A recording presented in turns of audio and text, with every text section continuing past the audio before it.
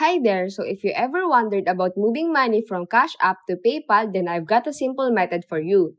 Now to transfer money from Cash App to PayPal, start by opening your Cash App and navigating to the Balance tab. Now once you're in the Balance section, choose the option to cash out and specify the amount you wish to transfer.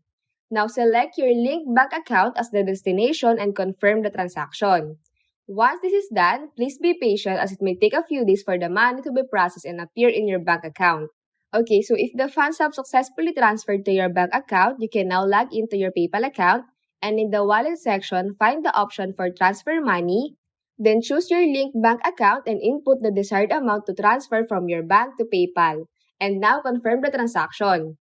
Also, I just want to add that it's crucial to ensure that both your Cash App and PayPal accounts are linked to the same bank account for a smooth transfer process. Additionally, be mindful of any potential fees or processing time associated with these transactions. And yes, this method serves as an alternative since direct money transfer functionality from Cash App to PayPal is not currently available. And that's it. If you found this video helpful, be sure to give it a thumbs up and hit the subscribe button for more helpful guides and insightful content in the future.